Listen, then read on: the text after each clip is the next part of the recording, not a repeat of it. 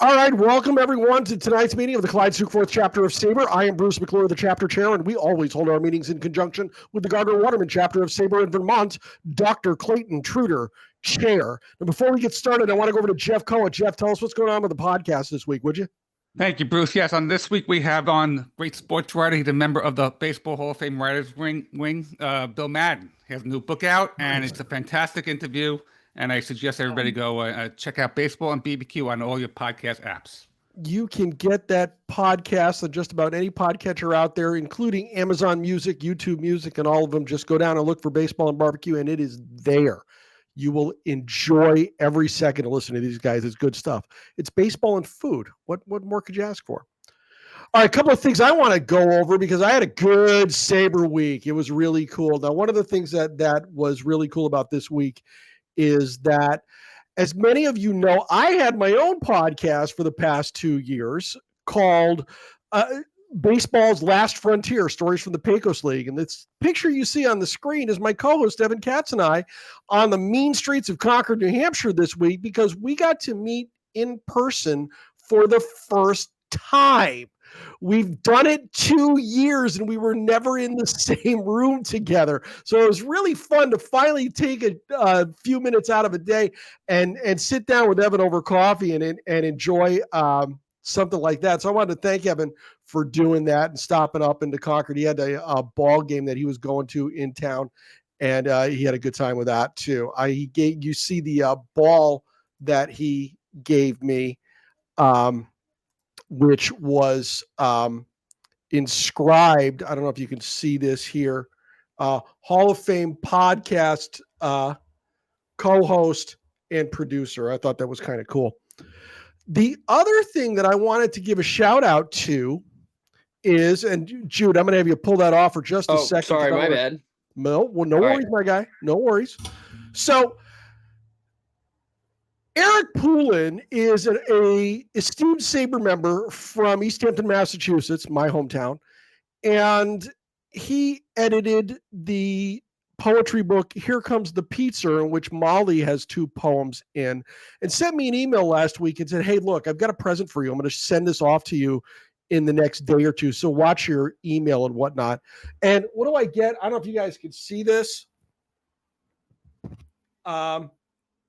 This is a giveaway that was done at the NECBL Valley Blue Sox this year. They paid tribute to the Holyoke Millers, which was the AA affiliate of the Milwaukee Brewers and the California Angels a long time ago. Oh, goodness gracious. Let's just say I was in grade school when they were still in existence at Mackenzie Field in Holyoke, Massachusetts. And Eric knew I would want one of these for a keepsake. So Eric, I want to thank you very much for that. That was super kind of you. If you're watching this on YouTube after the fact, I'll be sending you a email and giving you a call later this week. All right, let's see if we can get into our feature presentation here. Tonight, we're discussing the legacy of baseball in Fort Worth, Texas, looking at early ball, including LaGrave Field, the Fort Worth Cats, the Fort Worth Black Panthers, and prominent African-American players. This presentation discusses the grand plans the city of Fort Worth has for a riverwalk district that includes the demolition of LaGrave Field. Our presenter has worked with the city of Fort Worth on creating a historic landmark and will also discuss his recent efforts to revive the Texas Baseball Hall of Fame. SABR member Jude Butler grew up in Fort Worth, Texas, and began his journey in baseball history researching the Fort Worth Cats while still in high school. This spring, he finished his master's degree in history at the University of Kansas, where he researched the history of baseball in Lawrence, Kansas. His senior thesis, More Than a Sport, Early Developments of Baseball in Lawrence, Kansas, is featured in the Spring 2025 Baseball Research Journal. That's awesome. Jude recently moved back to Fort Worth to continue his research on Texas baseball history and reestablished the Texas Baseball Hall of Fame. Jude Butler, welcome to Northern New England, my guy. How you doing? I'm doing great. And thank you for the intro. That was awesome. Really, really appreciate it. It's all yours, man. I'm stepping aside. Go get them. Awesome. I can tell you've been podcasting. Just a quick thing. I actually haven't moved back to Fort Worth yet. I'm still in Lawrence, working at an elementary school as an autism para, and I'm currently applying to grad schools to continue to get my PhD studying baseball history. But as you mentioned, the Texas Baseball Hall of Fame is a project that I still have going. So I'll definitely get into that more once the presentation gets started. But let me go ahead and share my screen While you are so I sharing can your give you screen, guys my something man, to you are look at. doing God's work as a paraprofessional taking care of those with autism. So kudos to you. Thank you. It's been a lot of fun working with them. Awesome. All right. Good evening, everyone. My name is Jude Butler, and as I said, the past few years I've been living in Lawrence, Kansas, writing about baseball here. But I was super excited to hear that Saber 53 was in my hometown, and so I was able to kind of go back to my roots and write about an area of baseball history that's near and dear to my heart. So let's see. All right. Well, that's going to be an issue. Okay, we'll just move forward. It looks like I'm not able to kind of do the clicks to go through this. Let me see if I can stop and share um, the actual PowerPoint. Nope, that's not going to work. All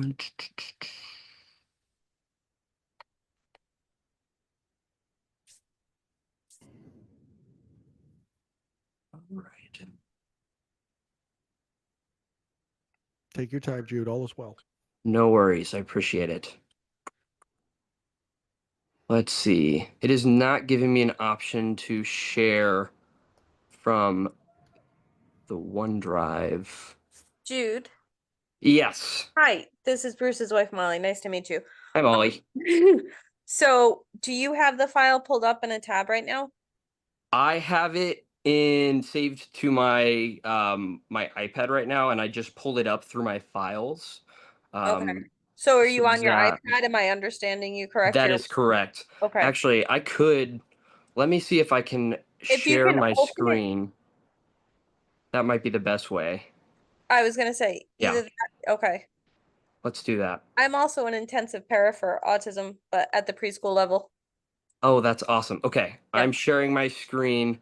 Let's see. Let me know if you guys are able to see this still. Yep, we got it Yeah. now. Just yep, you're all set. All right, lovely. All right, this is going to work phenomenally. Okay, so on February 2nd, 1875, the Dallas Herald columnist Robert Cowart wrote, "The high water in the Trinity River overflowed the bottom and drove out a panther who wandered at his own sweet will during the night through the streets." He also wrote that the city of Fort Worth was so sleepy you could see a panther stretched out, napping on Main Street. In the following weeks, Dallas and Fort Worth newspapers went back and forth, mocking each other, and Fort Worth developed the panther as a symbol of civic pride. The panther became a mascot for the Pascal High School in Fort Worth. Business owners incorporated the panther as a symbol for a marketing strategies. The fire department named its first company the Panther Engine, and the Fort Worth Police Department adopted the panther on their badge. Other newspapers across the state of Texas even began referring to Fort Worth as the place where the panther laid down. And this is a statue of a panther that is still in downtown Fort Worth today on Sundance Square to kind of commemorate this early history of being known as the Panther City. On April 5th, 1877, the Fort Worth White newspapers reported on the earliest recorded baseball game by a town team in Fort Worth against a 9 from Texarkana. Later that month, the local Fort Worth team competed against Dallas, beating them 17-12.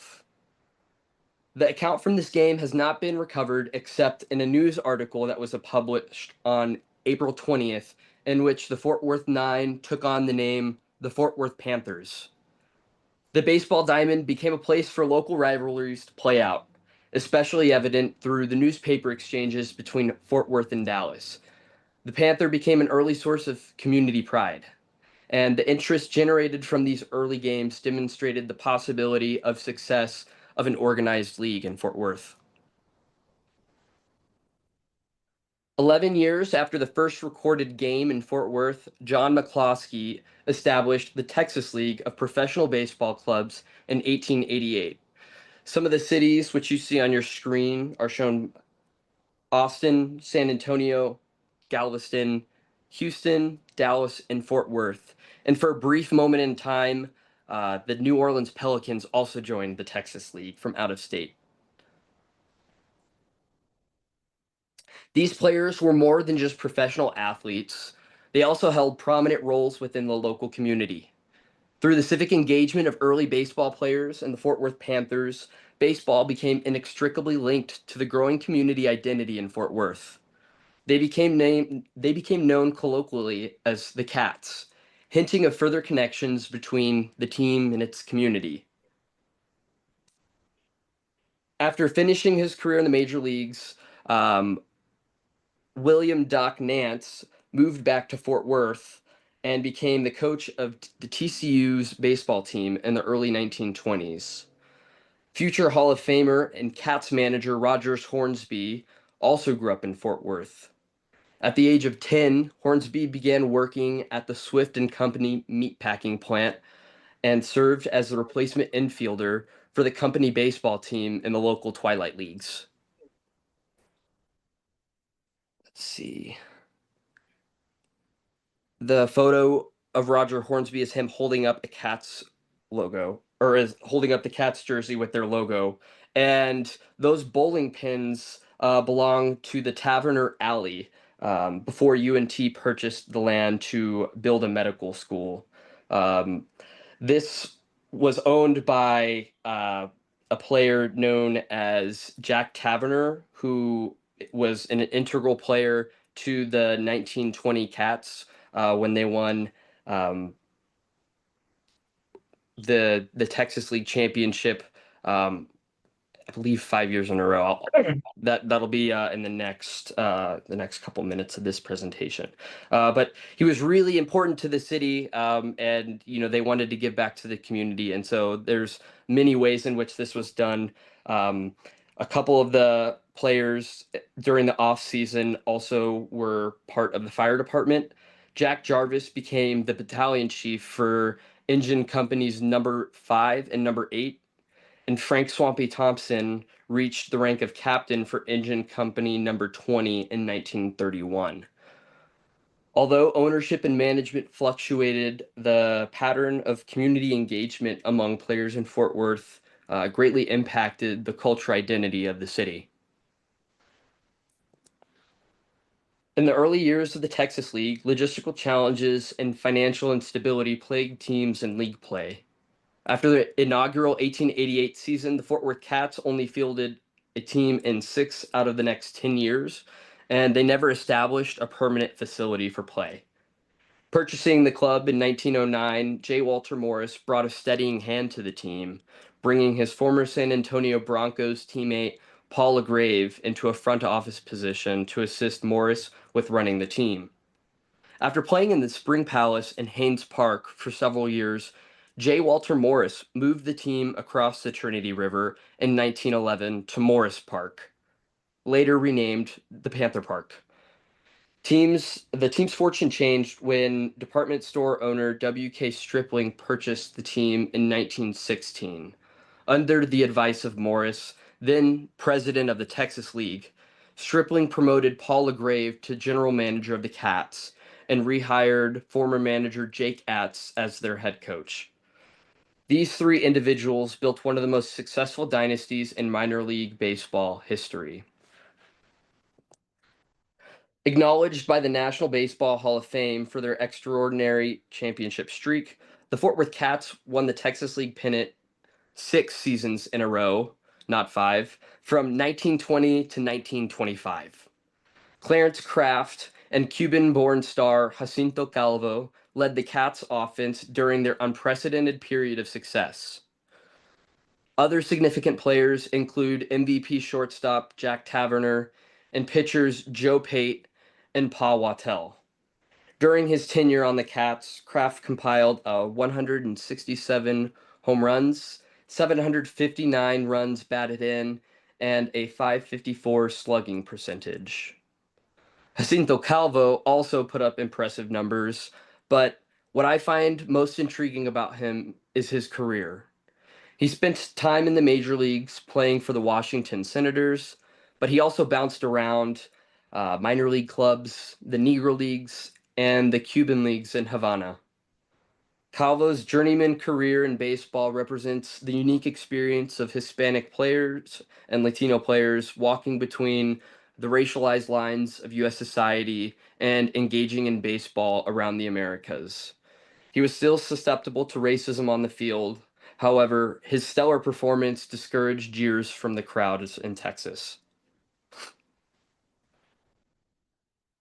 The success of the Cats in the early 1920s was heightened thanks to the business savvy of LaGrave. With the assistance of Morris, Paul LaGrave organized the Dixie Series Championship between the Texas League and the Southern League champions, creating a Southern Regional Baseball Championship that captured the attention of countless baseball fans in the South. During this time, the Fort Worth Panthers took home the Dixie Series in 5 of the first 6 contests. Adding additional hype to the Dixie Series, Fort Worth news magnate Amon G. Carter chartered a train known as the Dixie Special to transport fans to the game out of state. Over 36,000 fans paid to watch the Dixie Series in its first year in 1920. The astounding run of the Fort Worth Cats put the ballpark in the spotlight and the national stage, encouraging media platforms across the country to take interest in the team. On August 30th, 1922, the first Texas League game was broadcast over the radio at Panther Park. This was such a success that on September 1st, WBAP sent Harold Hugh to broadcast the game live at Panther Park, becoming the first live radio broadcast in the South. Panther Park dealt with several floods in the 1916 and 1920 seasons that forced the team to search for another location. Writing the energy surrounding the Cats' 6-season championship run, the front office moved Panther Park for the final time in 1926 on the east side of North Main, where the Cats Stadium currently stands today. In January 1929, Paul LaGrave lost the battle to cancer, and Stripling was no longer interested in owning the Cats. Before selling the team, Stripling honored his late friend by renaming the stadium LaGrave Field. The next well-known era in Fort Worth baseball began when the Brooklyn Dodgers purchased the Texas club and converted them into their AA affiliate. 1 year after purchasing the Cats, Branch Rickey made a radical decision, signing Jackie Robinson to a major league contract. One of the more undertold stories of Jackie Robinson's historic blow to America's racialized social hierarchy lies with his fellow teammate, Bobby Bragan. Growing up in Birmingham, Alabama, Bragan was raised in a world promoting white supremacy and Jim Crow segregation. The thought of racial equality was preposterous. Fighting in World War II during 1946, Bobby Bragan found himself in a dramatically new world, returning from war to find that one of his teammates was black. Bragan was furious with Rickey's decision, but after traveling with his new teammate, he saw the value of Jackie, the man, and the player. Afterwards, he told Rickey that playing with Jackie was an honor. In 1948, Bragan became the new manager of the Fort Worth Cats, winning their final Texas League title. The struggle for racial equality in the state of Texas played itself out at LaGrave Field. In 1952, the Texas League began the process of integration when the Dallas Eagles signed African-American pitcher Dave Hoskins. Bragan, looking to support the momentous occasion, scheduled Dave Hoskins Night at LaGrave on August 28, 1952. Working with the Fort Worth Black community, the Fort Worth Cats planned a banquet at the Negro YMCA for Cats and Eagles players in honor of Hoskins. At Sabre 53, Jason Schwartz, a member of the Rogers Hornsby chapter, gave a fantastic presentations about the Dave Hoskins night and the celebration in Fort Worth. There is a recording, I believe, of that presentation and an article that he wrote on the Sabre website. So if anyone's more interested in kind of learning about that evening, I highly recommend. He's done a lot of great research on it. Fort Worth finally joined the efforts of integration 3 years later when the Dodgers promoted Maury Wills to their AA roster. Wills did not have a particularly great season in 1955, where he batted only a .202 in 123 games, and after a few seasons of improving his hitting, the Dodgers promoted Wills to the AAA affiliate, the Spokane Indians. This is where his career took a turn, where former Cats manager Bobby Bragan taught Wills how to switch hit, unlocking his versatility as a hitter and allowing him to break through as a star player for the Dodgers. During the 60s, Wills led the Dodgers to 3 World Series championships and cemented his career as an iconic base runner. While the integration of the Fort Worth Cats marked a significant moment, Wills is part of a long history of Black baseball players in Fort Worth. The beginning of organized baseball for Black Texans can be tied to a small group of entrepreneurs within the Black community. In 1916, Fort Worth Saloon and Social Club owner Hiram Magar organized the Texas Colored League, serving as the president. Magar also built a baseball park for his team in Fort Worth, the Fort Worth Black Panthers. Situated right next to Panther Park from the early 1910s, Magar Park created an outlet for leisure activity for African Americans in Fort Worth. Like the Texas League in its early years, the Colored League also struggled with funding, and in 1920 the league dissolved, reorganizing as the Texas Negro League under the leadership of Magar and the Dallasite A.S. Wells. In their first year, the Fort Worth Black Panthers won the pennant, placing first in their inaugural season, but in 1929 the league folded, and the Texas-Oklahoma League formed in its wake. At this point, without a stadium, Magar's Black Panthers switched to playing at Panther Park, where the Fort Worth Cats traveled to other cities for away games. It was during one of these games in the 1929 season that the Panther Park saw its first and only no-hitter thrown that season. I'm still in the process of finding the name of this player and doing research on this particular moment for future historic preservation and landmarks for LaGrave. African Americans carved out a niche in baseball, organizing teams that traveled from town to town, playing exhibition games against local town teams to get by. On September 15th, 1944, the Kansas City Monarchs played against the Cincinnati Indianapolis Clowns at LaGrave Field. Featuring Satchel Paige on the mound for the Monarchs, the exhibition game drew an estimated 5,500 spectators.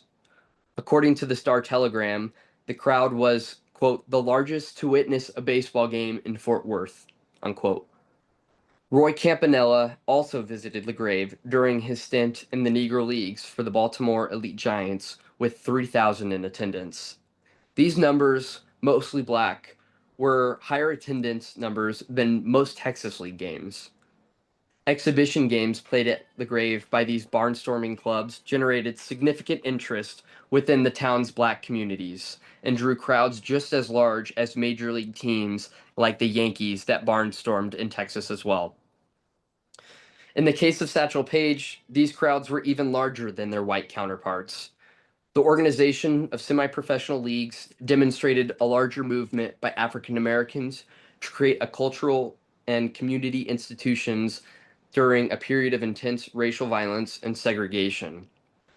Black entrepreneurs like Hiram Agar and barnstorming teams around the nation established inventive ways to create opportunities for Black Americans. Even though LaGrave Field was not owned by Magar, it created a unique opportunity for African Americans in Fort Worth to engage in leisure activities otherwise not afforded to them in public spaces. My research into Fort Worth baseball began when I was in high school. I explored the Fort Worth Cats and focused on their impact within the community. My second project on Fort Worth baseball history began last summer as I prepared for graduate school. For those who are not familiar with LaGrave today, the city of Fort Worth announced the Panther Island project that will fundamentally transform the city of Fort Worth and the downtown as well, with the creation of a riverwalk district that runs right through the north side where LaGrave Field stands. I became involved with the Fort Worth City Council and the Terrence Regional Water District that owned the LaGrave property to investigate the future of the field and hoping to preserve it or consider how the space could be used within the context of the development project. Despite the efforts of many impassioned fans and community members that spoke at the vote last summer to decide the fate of LaGrave, the board of directors of the Tarrant Regional Water District voted unanimously to demolish the stadium and sell the land to developers. Currently, there are no solid plans for the future of this area, and I'm still looking for ways to consider preserving the cultural legacy of baseball in Fort Worth. One of the solutions that I found within my research on the Texas leagues was when I came across the Texas Baseball Hall of Fame. Not to be confused with the Texas Sports Hall of Fame or even the Texas League Hall of Fame. The Texas Baseball Hall of Fame was established in the 1970s by former Dallas Rebels owner George Sheps. The Hall of Fame honored the most skilled players in the state and individuals that greatly contributed to the development of baseball in Texas. Many Texas League alumni served on the board to maintain their activity. However, as the board got older, Bill McCurdy, a member of the Houston SABR chapter, moved the organization to Houston in the mid-2000s. The Texas Baseball Hall of Fame has since become defunct, along with its formal efforts of preserving Texas baseball history. During my research, I contacted the Houston SABR chapter and connected with a few individuals from the Larry Jerker chapter to piece together the recent history of the Hall of Fame. And my goal over the next year is to revive the Texas Baseball Hall of Fame to preserve the Texas baseball history for the public. This would require another presentation to kind of share about this project and some of the work that I've done to get this project off the ground. But I'm more than happy as we kind of get into this the question and answer phase of the presentation to talk a little bit more about that. There's a lot of those on the screen right here are my upcoming goals. A lot of these are super lofty and will require a lot of extra time. Over this next year, I'm really trying to start small and kind of just get the organization activated and find members that are interested in serving on a board of directors in some capacity, with the hopes of maybe kind of creating a kind of once a year event. The Kansas Baseball Hall of Fame that I have also connected with does annual induction ceremony every year. So there's a couple things that I'm considering as we kind of figure out how to get this project off of the ground. But with that, that concludes my formal presentation. I'm happy to kind of dig a little bit more into anything that I've talked about and answer any questions that might come up. Very interesting stuff. I'm going to stop your screen sharing for now. There we go. Yeah, go for it. Very interesting stuff. You obviously have a passion for Fort Worth baseball.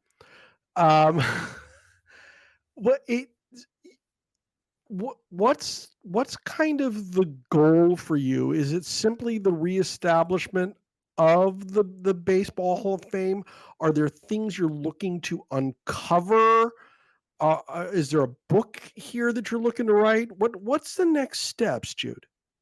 That's a really great question. So as I said, a lot of this research that I did, I was kind of gearing towards writing about Texas baseball and Mhm. specifically black baseball teams in Fort Worth for grad school this past year. A lot of things changed as I was putting together my schedule for the semester. It made a little bit more sense to stick with the research that I had done on Kansas. But Texas baseball history is definitely something that I'm wanting to revisit. I'm still working with professors and advisors as I'm considering a dissertation for a PhD.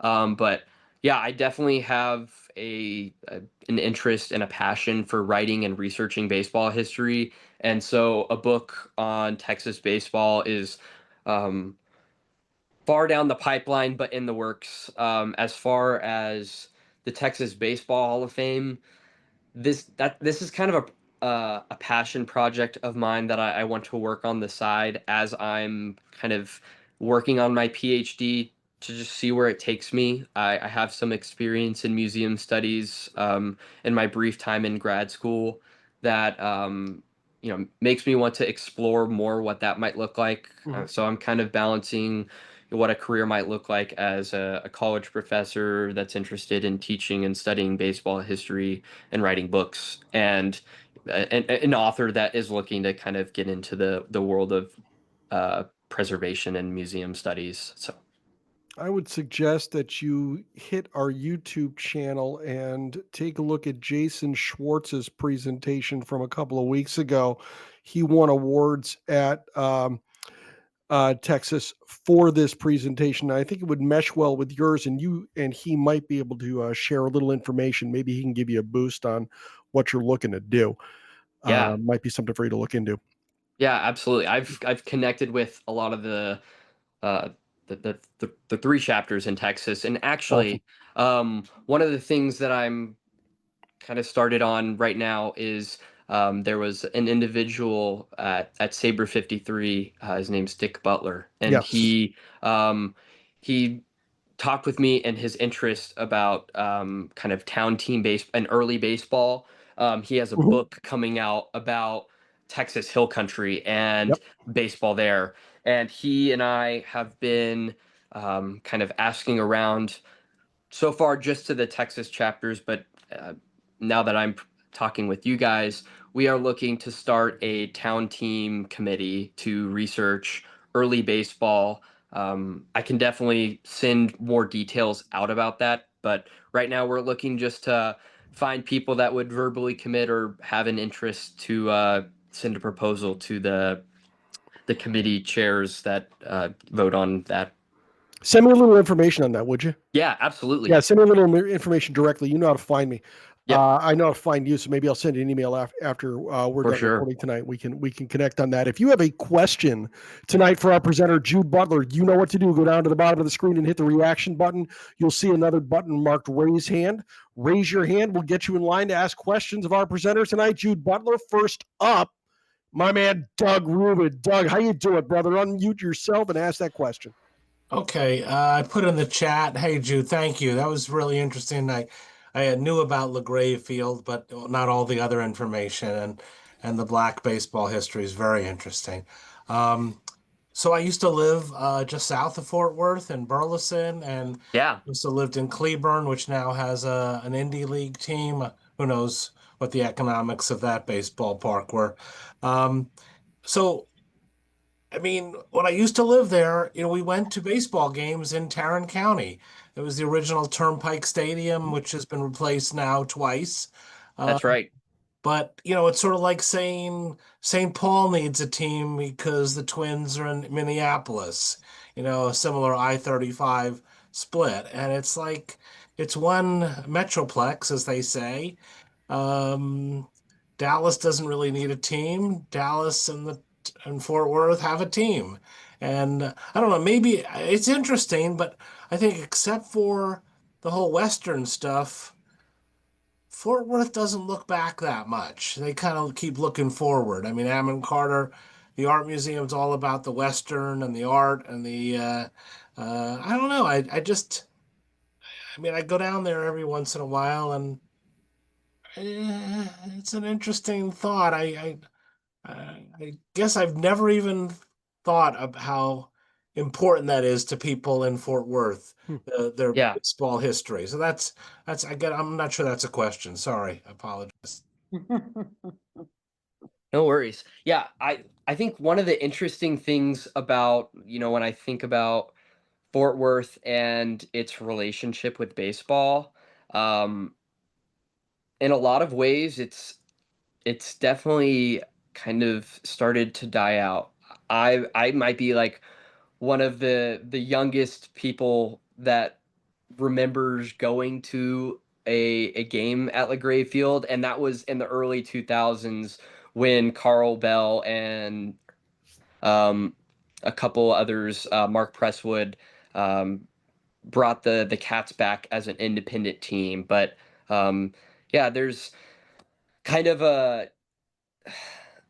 little bit of a feeling of it being a lost cause. The other thing, just in general, when it comes to having baseball teams in cities, it requires kind of a partnership and a willingness from the city to also assist.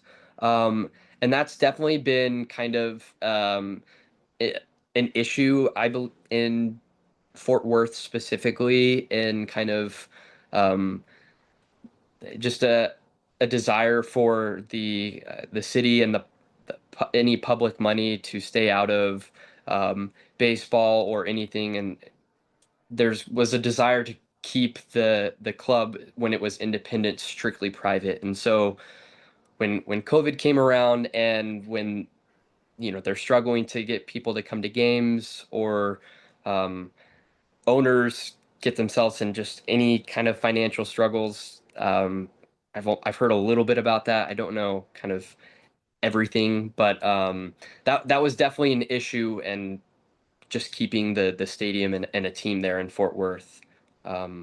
So Thank you. Alex states in the chat, Fort Worth is growing fastest of the top 25 cities and is itself bigger than Boston or Seattle. There's something I didn't know. yeah, I believe right now Fort Worth is like the 11th largest city in the country right now. Interesting. Yeah, it's been shooting up recently. Hmm. I might have that wrong. It might be like 11th or 12th, but it's right around there. Yeah, It's sure. yeah, it's blowing up right now. Michael Frank in the chat, Fort Worth, where the West begins. Yeah. I like that, actually. Karen, you had your hand up. Did you have a question? I was just wondering about the female baseball players at this time. That is a great question. And to be Well, honest, I'm thinking Tony Stone, Babe Deverton, Zaharias. She was a baseball player too. I yeah. just wondered if there's anything about them. So in my Controversy. research, I have found very little on female baseball players in Texas, but I will say, if when I get around to writing about baseball in Texas, that is kind of one of my focuses. So my vision right now, and that is definitely going to change a lot as I get into a PhD program, but my goal for the dissertation is to kind of write an interdisciplinary kind of a comprehensive interdisciplinary approach to baseball history in the United States. So I want to cover Native American baseball players, Black baseball players, female baseball players, and kind of a de-emphasized approach on the major leagues. To me, a lot of the interesting baseball history is in semi-pro, minor league, and amateur baseball. So yeah, when I think of baseball, I think of, I don't really think of the city. I think of the towns and their local baseball parks. And so that's definitely one of the focuses. So I don't have a great answer to talk about female baseball players now, but That's very good. hope to Thank you. soon. Yeah. Will Highland in the chat has some numbers here. Houston is the number 4 market in the country. San Antonio 7, Dallas 9, Fort Worth 11, and Austin 13. Yeah. That's very interesting. Lawrence Pucciarelli in the chat says, I don't think SABR was involved in the Save McCoy in Rhode Island effort, and that is correct as far as I know. They were not involved in that. Were you organized to save the field in Texas? Lawrence, can you undo your, can you unmute and expand on that question a little bit, or are you not able to unmute? We can't hear you. You're going to have to hit your unmute button, which is in the bottom left. If not, just drop it in the chat. You can float over his window and prompt him to unmute. I did, yes. Yep. There we go. We'll try it again. In the meantime, Gary has a question. I'm just curious, in trying to determine educational institutions, honey, I'm on a Zoom too. This is a wild ride tonight. Yeah. So, in trying to determine where you might pursue a PhD with the subject matter pertaining to baseball history, what institutions, nationally, internationally,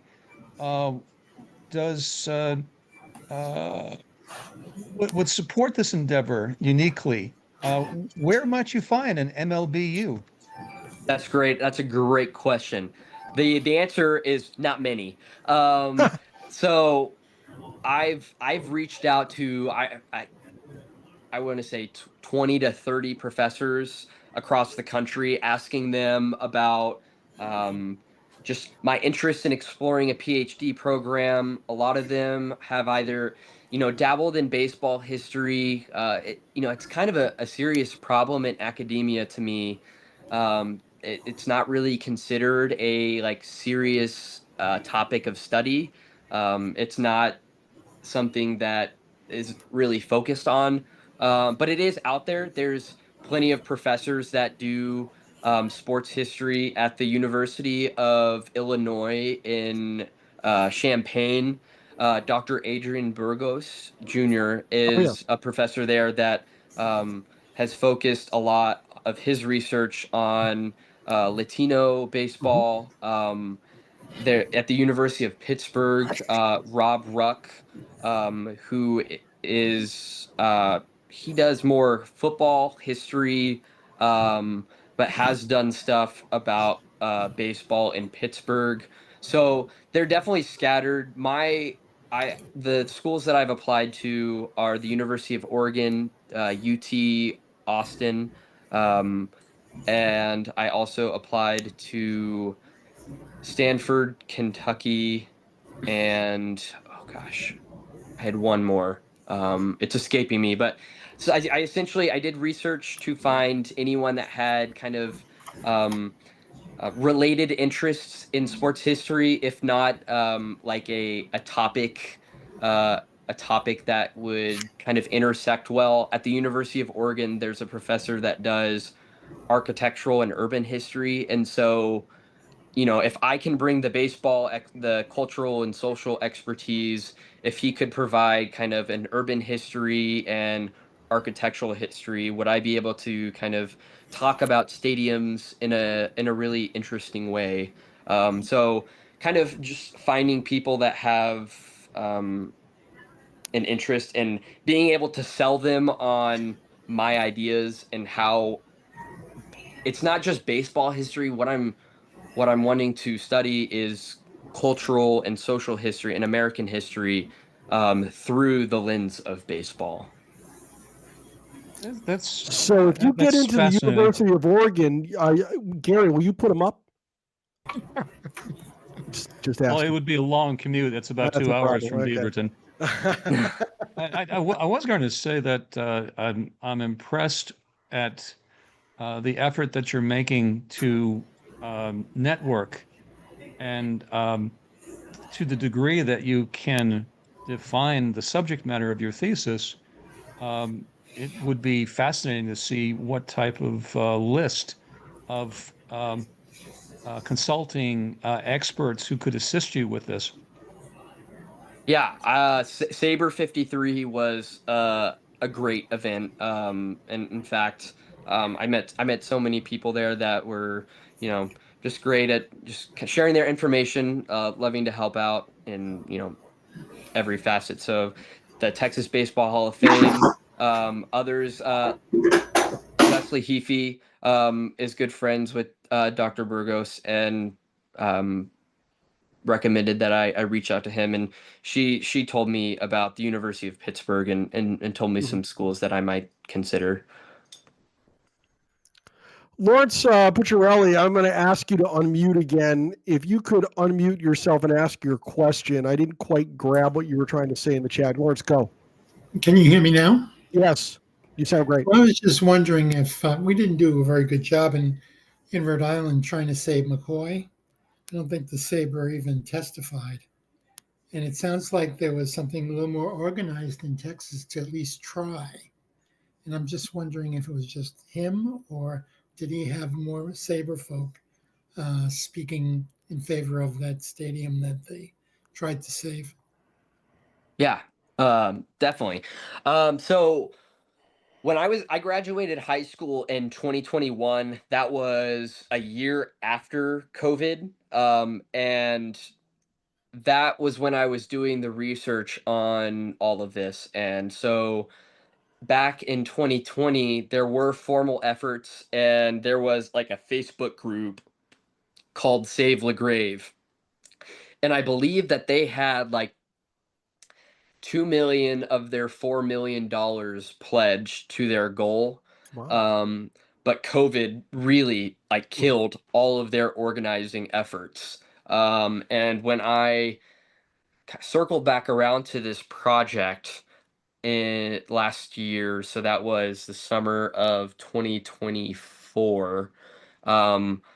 I It was back June of 2024 when I reached out to the Tarrant Regional Water District, and they had essentially told me that even though that the board meeting where they were going to invite the community to come and speak up about LaGrave, that they had basically already decided that they were going to sell the land. So pretty quickly into my high-minded efforts of trying to save and preserve the stadium, I realized that things have progressed way too far for me to be able to kind of put a stop to it, unfortunately. And I think, um, as if I'm correct, the the demolition contracts have already been signed, and I haven't been back since the summer, but I wouldn't be surprised if they've already started tearing it down a bit.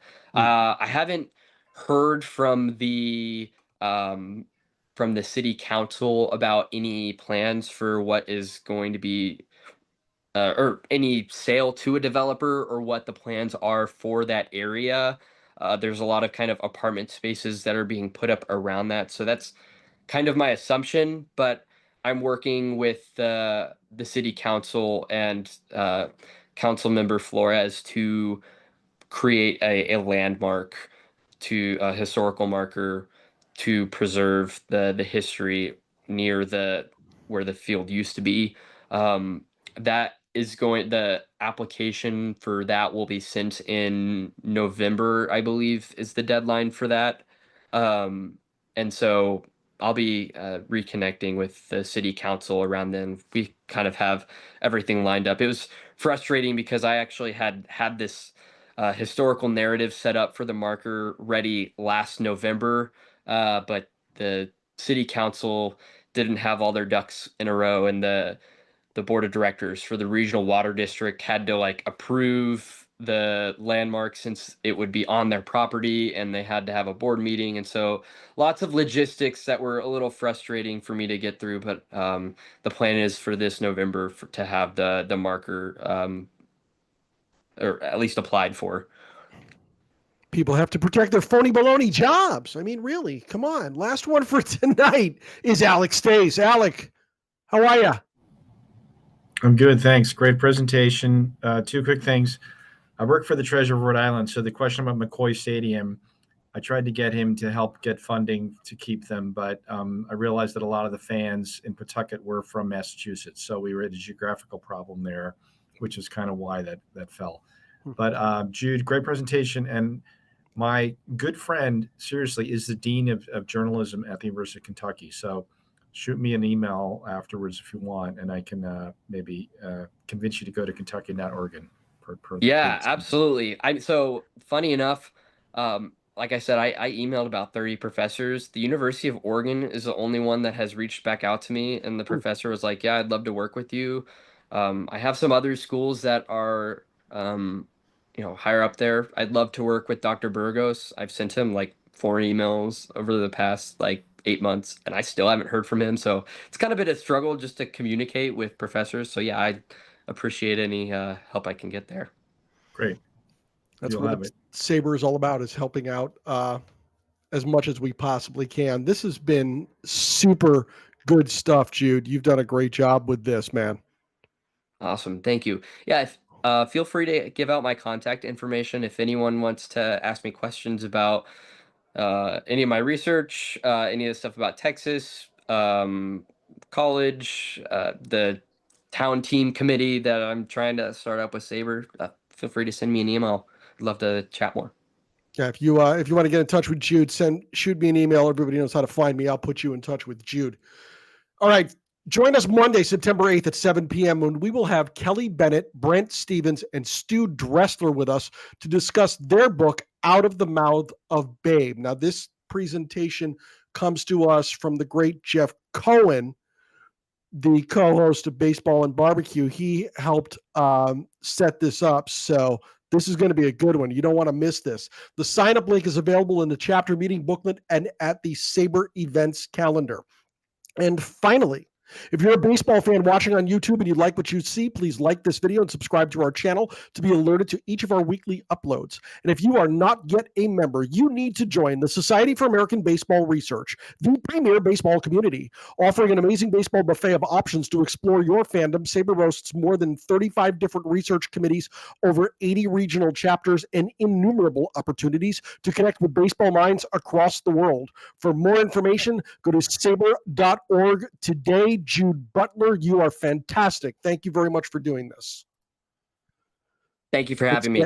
Have a good one, guys. All right, let's get everybody out of here so that we can go watch some baseball. We'll see you next week. Have a good night, everybody.